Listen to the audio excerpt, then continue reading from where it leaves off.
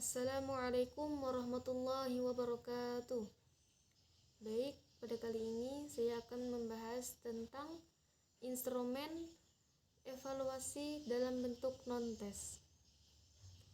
Yang pertama yaitu definisi evaluasi non-tes.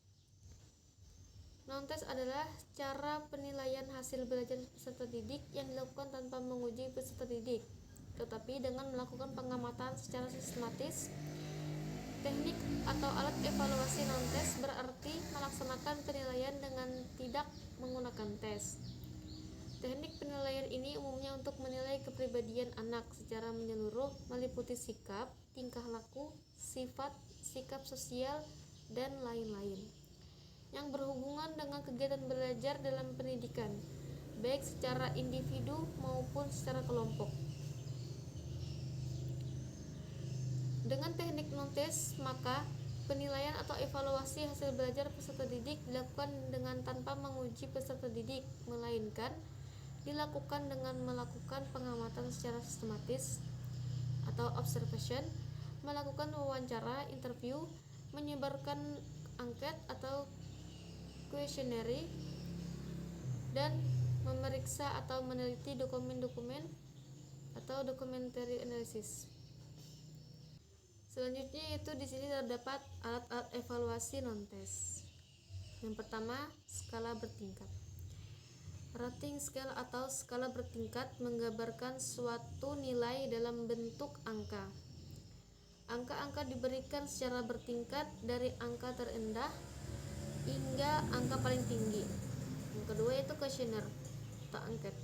Pada dasarnya angket adalah suatu daftar pertanyaan yang harus diisi oleh orang yang akan diukur atau responden.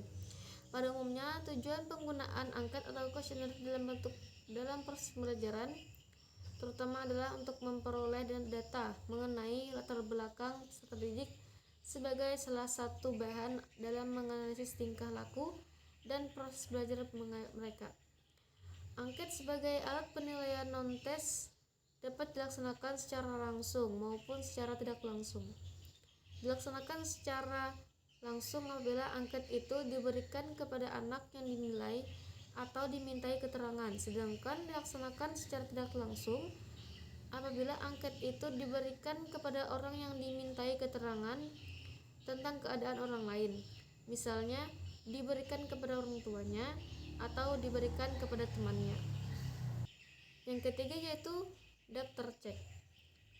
Daftar cek adalah deretan pernyataan atau yang biasanya singkat, di mana responden dievaluasi tinggal membubuhkan tanda cocok di tempat yang sudah disediakan.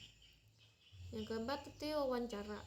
Wawancara yaitu suatu teknik penilaian yang dilakukan dengan jalan percakapan yang berisikan pertanyaan-pertanyaan yang sesuai dengan tujuan informasi yang hendak digali.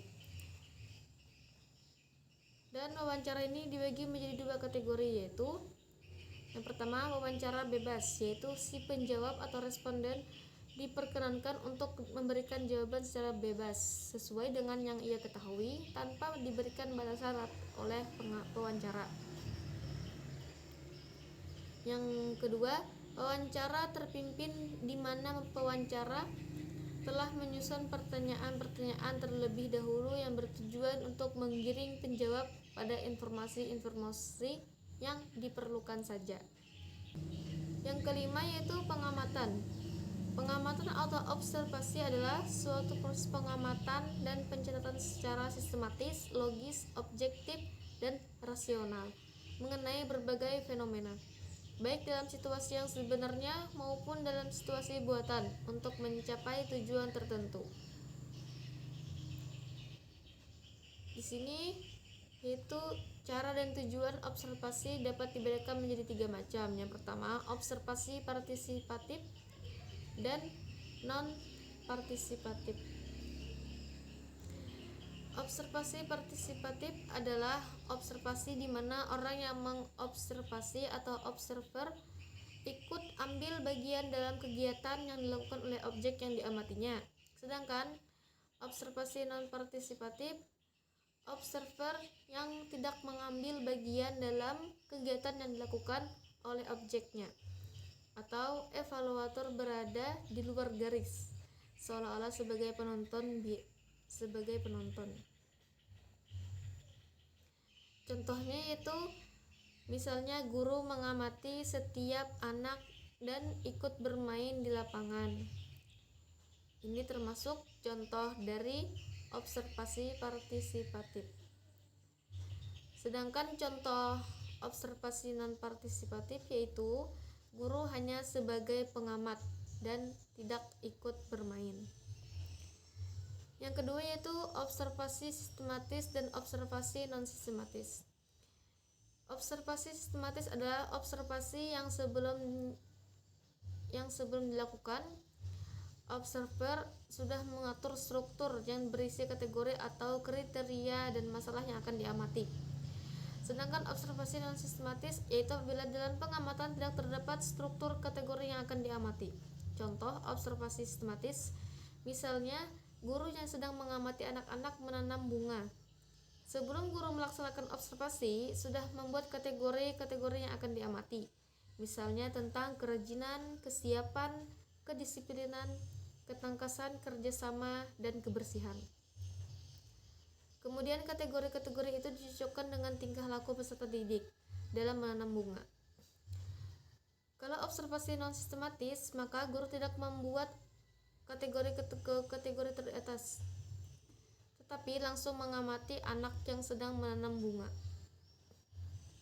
Yang terakhir itu observasi eksperimental. Observasi eksperimental adalah observasi yang dilakukan secara non-partisipatif tetapi sistematis. Tujuannya untuk mengetahui atau melihat perubahan dan gejala-gejala sebagai akibat dari situasi yang sengaja diadakan. Yang terakhir yaitu riwayat hidup. Riwayat hidup adalah gambaran tentang keadaan seseorang selama dalam masa kehidupannya.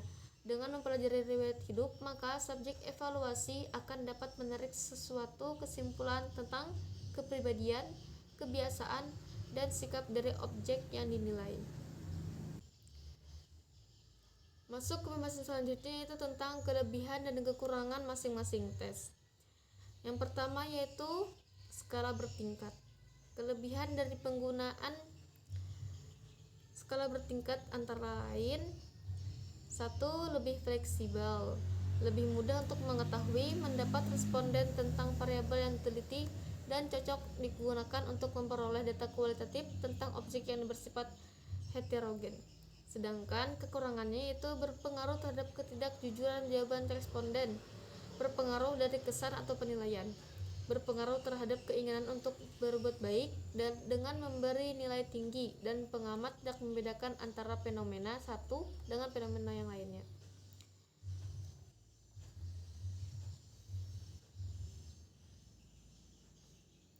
Yang kedua yaitu kuesioner. Kelebihannya yaitu tidak menghabiskan banyak waktu, setiap anak dapat memperoleh sejumlah pertanyaan yang sama, dan pengaruh subjektif dari guru dapat dihindarkan.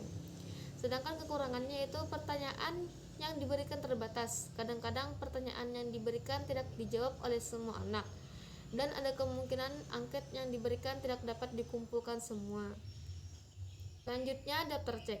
Kelebihannya itu proses pelaksanaan bersifat efisien, memudahkan peserta pendidik mengemukakan masalah, mempermudah guru membimbing untuk melakukan analisis dan sintesa data, serta merumuskan kesimpulan masalah yang dialami peserta didik. Lebih mengenal peserta didiknya yang membutuhkan bantuan segera dan memiliki peta masalah individu maupun kelompok. Sedangkan kekurangannya yaitu membutuhkan waktu yang banyak dan data yang diungkapkan masih bersifat umum. Yang keempat yaitu wawancara. Kelebihannya itu dapat memberikan keterangan keadaan pribadi, dapat dilaksanakan untuk setiap umur dan mudah dalam pelaksanaannya, dapat dilaksanakan serempak dan dapat menimbulkan hubungan yang baik antara si pewawancara dengan objek. Sedangkan kekurangannya itu keberhasilannya dipengaruhi oleh kesediaan, kemampuan individu yang diwawancarai. Kelancarannya dipengaruhi oleh keadaan sekitar pelaksanaan wawancara. menuntut penguasaan bahasa yang baik dan sempurna dari pewawancara, dan adanya pengaruh subjektif dari pewawancara dapat mempengaruhinya. Selanjutnya itu pengamatan. Kelebihannya itu dapat memperoleh data sebagai aspek tingkah laku anak, memungkinkan pencatatan yang serempak dapat dilakukan untuk melengkapi dan mencek data yang diperoleh dari teknik lain. Misalnya wawancara atau angket. Observer tidak perlu menggunakan bahasa untuk berkomunikasi dengan objek yang diamati, sedangkan kekurangannya yaitu observer tidak dapat mengungkapkan kehidupan pribadi seseorang yang sangat dirahasiakan. Apabila si objek yang diobservasikan mengetahui kalau sedang diobservasi, maka tidak mustahil tingkah lakunya dibuat-buat. Agar observer merasa tersenang, observer banyak tergantung kepada faktor-faktor yang tidak dapat dikontrol sebelumnya. Yang terakhir yaitu riwayat hidup. Kelebihan dari riwayat hidup yaitu dapat dengan mudah mengetahui riwayat hidup seorang tokoh dengan lengkap. Teks ini nyata atau asli dan tidak dikarang-karang. Sebab menceritakan tentang kehidupan atau riwayat seseorang dari nama asli, tempat tanggal lahir, riwayat keluarga, dan lain-lain. Sedangkan kekurangan dari riwayat hidup yaitu riwayat hidup sering dibuat berat sebelah sehingga hanya prestasi tokoh yang dapat ditampilkan.